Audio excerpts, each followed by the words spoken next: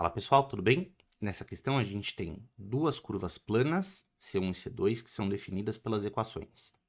C1 é 16x² mais 9y² menos 224x menos 72y mais 640 igual a zero. Então é um monstrengo gigante. E a C2 é x² mais y² mais 4x menos 10y mais 3 igual a zero. Ele fala pra gente que P e Q são os pontos em que a primeira curva cruza o eixo x. E RS são os pontos em que a segunda curva cruza o eixo y. Ele pede a área do quadrilátero de vértices PQRS. Então, qual que é a ideia? Qual que é a interpretação do que está acontecendo aqui? A primeira curva é a curva de uma elipse. A segunda curva representa uma circunferência. Mas, se você for olhar para essa situação, né, de um jeito frio e calmo, você vai perceber que você não precisa ter identificado essas equações para resolver o que o exercício pede.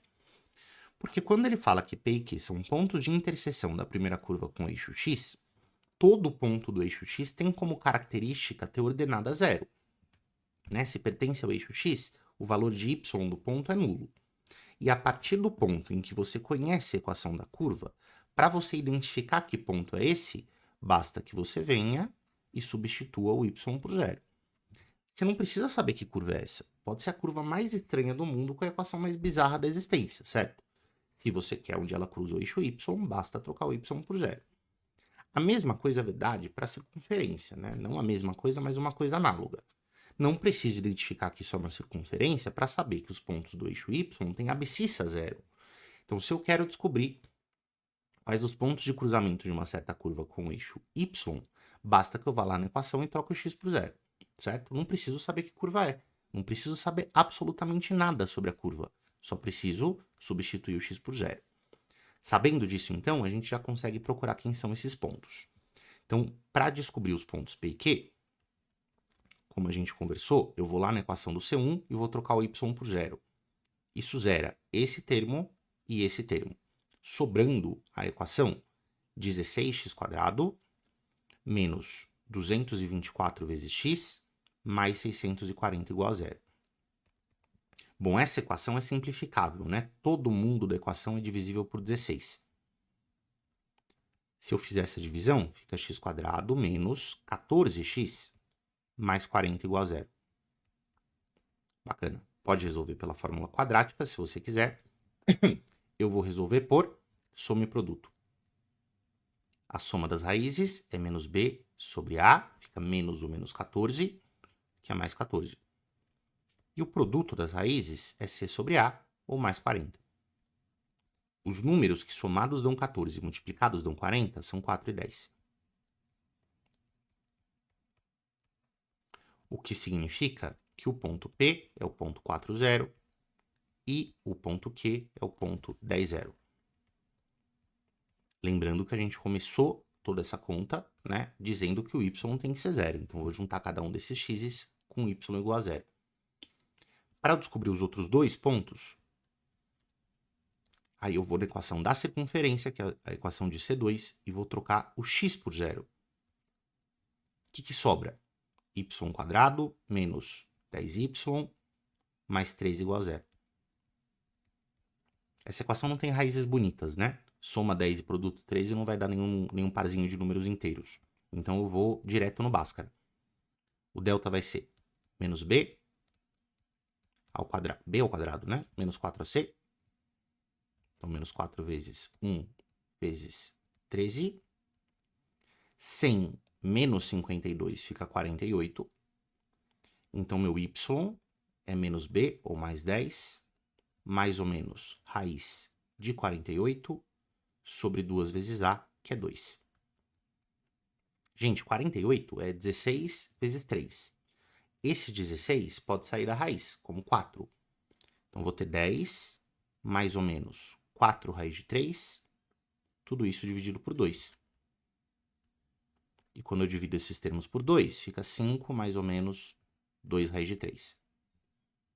Isso significa que o meu ponto R é o ponto 5 menos 2 raiz de 3 E o ponto S vai ser o ponto 5 mais... Opa, peraí.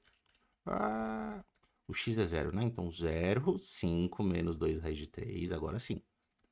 E o ponto S é o ponto 0, 5 mais 2 raiz de 3. Opa, consegui descobrir finalmente as coordenadas dos 4 vértices que me interessam. Como é que eu posso calcular essa área agora, né? Eu vou fazer um desenho da situação só para você entender o que está acontecendo aqui. Conseguir visualizar. Ó, como que a nossa situação se montou, né? Vou deixar aqui no cantinho. A gente tem a elipse, que é a curva C1, a circunferência, que é a curva C2, e os pontos P, Q, R e S, que são os pontos de interseção. Repara que para você conseguir calcular a área desse quadrilátero, você só precisa ter o quadrilátero desenhado. Eu incluí a circunferência e a elipse para a gente entender o contexto geral do exercício. Mas, a partir do momento em que você achou essas coordenadas, representou esses 4 pontos do plano, para entender a ordem em que você vai ligar os vértices do quadrilátero, certo? Só com esses 4 pontos a gente termina de resolver o exercício. E a gente vai terminar de resolver esse exercício usando o teorema do cadarço. Se você não sabe o que é o teorema do cadarço, eu vou deixar um linkzinho no topo da tela para o vídeo que eu explico. A ideia do cadarço é criar uma tabela de coordenadas, né? Então, eu vou começar, por exemplo, com as coordenadas do vértice P, 4, 0. Vou em seguida para o vértice Q, que é o 10, 0. Aí tem que seguir em ordem, né? Então, fui do P para o Q, o próximo é o S, que vai ser 0, 5 mais 2 raiz de 3. E, por último, o R, que é o ponto 0, 5 menos 2 raiz de 3. Lembra também que você precisa necessariamente, certo, repetir o primeiro vértice no final da tabela. Então, se o primeiro vértice era o 4, 0, a gente vai colocar o 4, 0 aqui de novo. Beleza? Montei a minha tabelinha. A gente procede para a multiplicação das diagonais. Então, eu vou multiplicar isso daqui. Para a direita primeiro, 4 vezes 0, 10 vezes 5 mais 2 raiz de 3, 0 vezes 5 menos 2 raiz de 3 e 0 vezes 0. 4 vezes 0 é 0, 10 vezes isso é 50 mais 20 raiz de 3, 0 vezes isso é 0 e 0 vezes isso é 0. Soma todo mundo, fica 50 mais 20 raiz de 3, o produto das diagonais para a direita. Vou fazer o produto das diagonais para a esquerda agora. Tem 1, 2, 3, 4 diagonais para esse lado. 0 vezes 10 é 0, 0 vezes 0 é 0, 0 vezes aquilo é 0, e termina com 4 vezes 5 menos 2 raiz de 3. Vou distribuir. Fica 20 menos 8 raiz de 3. E a soma dos termos para a esquerda é esse 20 menos 8 raiz de 3. A área do meu polígono, segundo o cadarço, vai ser essa diferença dividido por 2 em módulo. Então, 50 mais 20 raiz de 3, menos a soma da esquerda, que é 20 mais 8 raiz de 3. Tudo isso dividido por 2 em módulo. O módulo nem vai ser necessário, porque nessa subtração vai ficar positivo. Então, divide todo mundo por 2 e tira o módulo.